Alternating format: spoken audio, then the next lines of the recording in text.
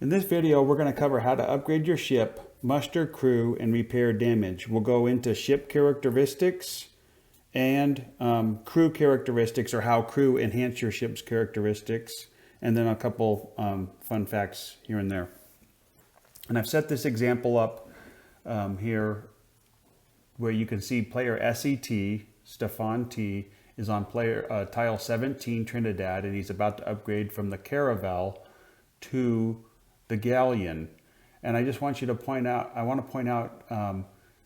you to see there's two words, ship and ship, above the name, the port name of Trinidad, and those represent, those two ship words represent two berth spots. So as soon as I click upgrade, you can see one of the ship spots or berth spots is now marked with SET. That's gonna, I'm just pointing that out because it's gonna be, it's gonna tie into something else I'm gonna explain later about the port of origin or the port of berth. That will be the only place player SAT can upgrade to the man of war or the ship of the line. And so we'll see that in a second. I'll go into it a little bit more. I'll remind you again when we get there. Now, player SET could have also repaired, if he had damage, could have also repaired damage. But if you're going to upgrade your ship, never repair damage if you're going to upgrade your ship, because when you upgrade your ship, you're going to get a brand new ship with full health hit points, and so it'd be a waste of money to repair damage and then upgrade. So, but you could, if you want to just upgrade, that's fine. But if you plan on if you just want to upgrade, you would upgrade. If you want to repair damage, that's fine. You can do that, but I wouldn't do both in the same turn, or you're just wasting money. Okay, so now player SET just upgraded to the Galleon, and they paid $200 to the bank. If Trinidad was owned by somebody, they would have ended up paying half of that money to the owner of Trinidad, and then the other half to the bank. So this is a reason why you might want to own ports, is because people upgrading their ships on your port, you're going to be making you'll be generating half the revenue. You'll be gaining half the revenue of the ship upgrades on your port. Okay, now that's how to upgrade your ship. Let's switch over to the crew. And I'm just going to quickly talk about this, and then we'll go through what each crew type does later in the video. But right now, you can see the crew, there's nobody on this ship. There's 0, but the ship can hold 3. A galleon can hold a maximum of 3. And before you can buy any crew, you have to buy a pilot. So I'm going to click buy pilot. And now the only other thing that player SET can do is buy random crew. He can't buy a gunner or a marine, which are what I call premium crew, in the same turn that you buy the pilot. You can buy a pilot in random crew, or you can buy a premium. You can buy one of the premium types and random crew in the same turn, but you can't buy a pilot and a gunner, and you can't buy a gunner and a marine in the same turn. You'd have to move your ship to another port and do the upgrade there, or move to a neutral port. And so now I'm going to draw 4 random crew. So like I said, he bought a pilot. The only thing he can do now is buy random crew. And I'm going to draw 4. And I'll explain why I always draw 4. Maybe I'm superstitious. I'll explain why that in a minute, but I'm going to draw 4 and show you what happens. Okay. Good. Stefan, because he's English, he drew 4 cards. 4 random crew. They cost $50 each. He gets the first random crew for free, and then he pays $50 for the other 3. So he paid $150 for 4 random crew. He got the lookout, he got a sailor, he got a black spot, and he got another sailor. And so let's see what happens. His ship now has 5 spots, and he can only hold 3. So he's going to have to remove some of these players. And so he has a lookout. A lookout's good to have. He has a sailor. He has 2 sailors. I'm going to have him. Sadly, I'm going to have him kill both of his sailors. So now his ship's not overloaded. He's got 3. He got the black spot, the lookout, and his pilot. And so now let's go through. What's the next best thing to do? So we went through that, and I'm going to go over and talk about ship characteristics, because I want to talk about ship characteristics and explain how your crew enhances your ship characteristics. So it's just kind of building on that knowledge. So, like I said, he just upgraded from the Caravel to the Galleon. We'll go to the port tab, and I'm going to talk about the different types of ships and the progression of upgrades. So everybody in the game, so this is the cost of ships and their ship characteristics. So everybody starts the game with an English Caravel, and you can hold a crew. Your maximum crew is 2, and you cannot hold any gunners. And I'll explain what the gunner does in a minute. It enhances the power of your ship. But for the English, when the English upgrade, they would upgrade to the Galleon. Now, if you're a pirate, well, if you're an English and you scallywag, you would immediately upgrade to the basic pirate ship. And if you're a galleon and you scallywag, you're going to scallywag to the basic pirate ship. So it's kind of a waste of money to upgrade to the galleon and then immediately scallywag. But there might be reasons why you have to do that if you get a hefty rent situation. And you can see that as your ship type, so the galleon is equivalent to the basic pirate, the frigate is equivalent to the real pirate. The ships are pretty much equal. They can both, the frigate and the real pirate, they both can hold a crew of 4, and they can only hold 1 gunner. Same with the galleon, they can only hold 1 gunner. So you can kind of see the cost and the size here. Now, English can upgrade on so they're going to upgrade from the Caravel to the Galleon, or the Galleon to the frigate on any English port. But that first upgrade is going to mark their port of origin. For them to upgrade to the man of war or to the ship of the line, they'll have to do that on their port of origin. Same with, similarly, pirates, they can upgrade from the basic pirate ship to a real pirate ship on any pirate port, but for them to upgrade from the real pirate ship to the Black Pearl or the Flying Dutchman, they'll have to do that at Tortuga. And you can see that the ships, as they get bigger, they get more expensive, but they can hold more crew and they can hold more gunners. And man, the ship of the line and the Flying Dutchman, they can both hold 3 gunners, and you'll see why that's a big deal in a minute. I see one other point I was going to make. There can only be 1 ship of the line in the game. So the first person to upgrade to the ship of the line, they're the ship of the line, and everyone else, every other English player, the maximum ship's man of war. Similarly, the first pirate to reach Flying Dutchman, they would be the Flying Dutchman, and everyone else would be the Black Pearl. And before I go into crew types and how they modify your ship characteristics, let's actually flip to the ship library and talk about ship characteristics for a second. And we're just going to focus on the ship of the line. Don't get overwhelmed. This is the sheet that the game uses to calculate your ship characteristics. Don't get overwhelmed by it, but I just want to explain a really important concept here. And we're focusing on the ship of the line, which is line 8 here on the ship library tab.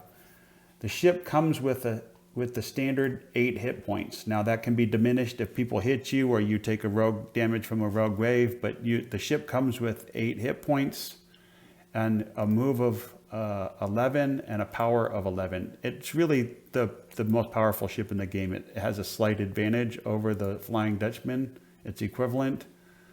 And the ship of the line, you can see the move is actually not 11. The move is actually your hit points plus 3.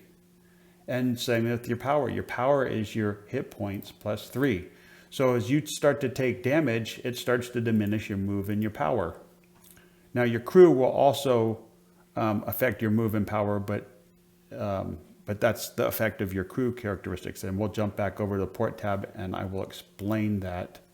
And before I explain that, I quickly talk about ship battles. Ship battles, and I'll just draw your attention to this. To hit your opponent, you have to roll 2 6-sided dice, and their sum has to be less than your own power. So if the power of your ship is 8, you're going to roll 2 6-sided dice, while the computer rolls the 2 6-sided dice for you. but you're going to roll 2 6-sided dice. If your ship's power is 8, you have to roll less than 8 to hit your opponent's ship.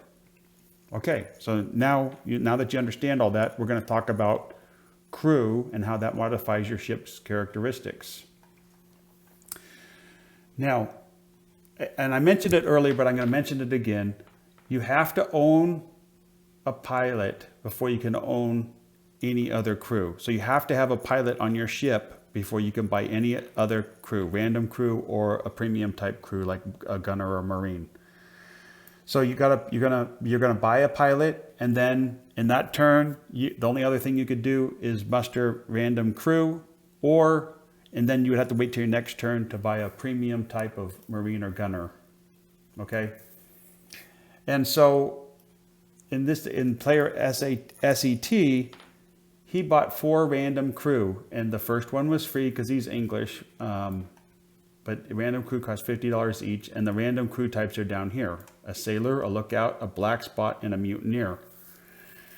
A sailor will add 2 to your move value. So if your move is 8 and you have a sailor, you can move 10. And then there's a little fun thing about sailors here. If you're a pirate, you can actually kill and spend your sailor in that move for a +4 for that move, but your sailor's dead after that. You've spent them. It's kind of a bad. Pirates are kind of mean to their crew sometimes. Let's see, the lookout. The lookout actually doesn't affect your ship, but it actually diminishes your opponent's power by 1. So when you're in battle, it's good to have a lookout because you're actually diminishing your opponent's ability to hit you by your lookout. And like I said, the black spot's bad luck. It diminishes your power by 1. It attracts the black spot. It takes up a crew slot on your ship until somebody else gets it, and then it transfers to that ship.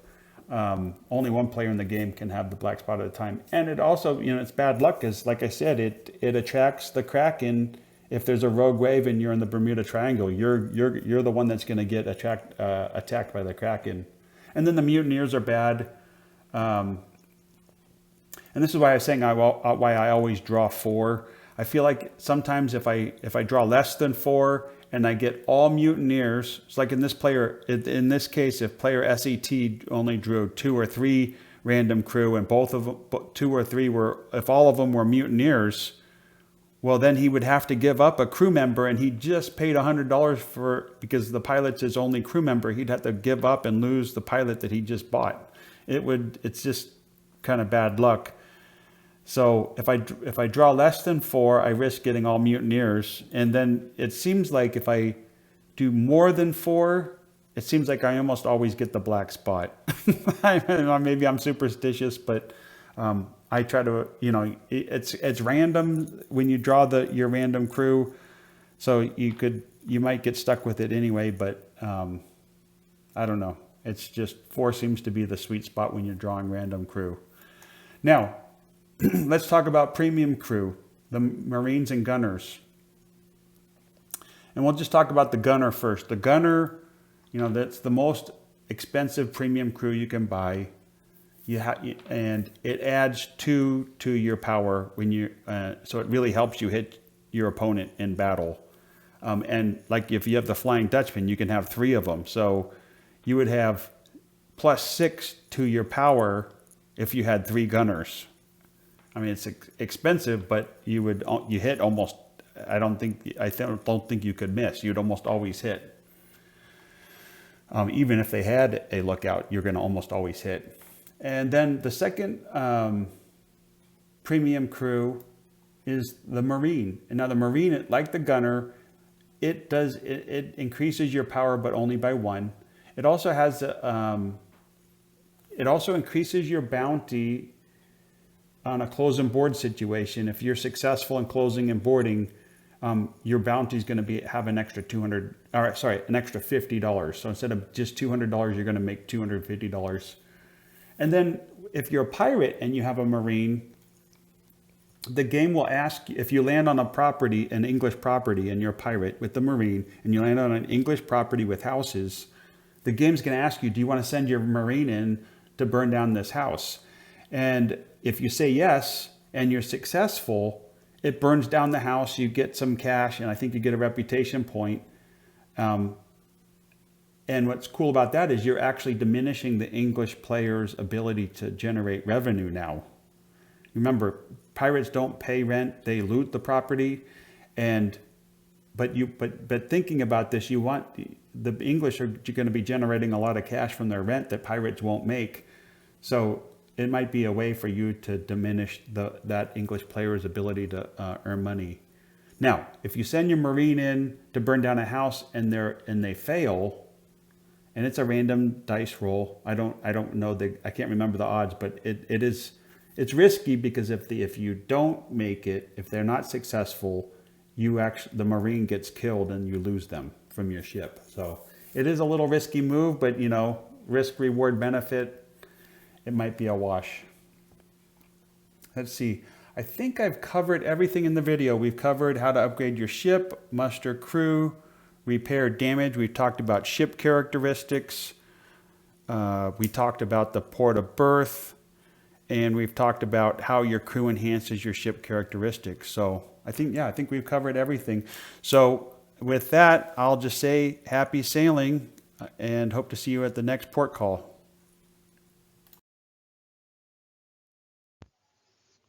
Future videos will address more advanced topics like buying properties and property auctions, ship movement, setting your captain's orders and navigating the secret passage, ship battles, attacking other ships and defending, upgrading your ship, mustering crew and repairing damage, rogue waves, the Bermuda Triangle and the Kraken, avoiding curses, double home ports, and other new player common mistakes.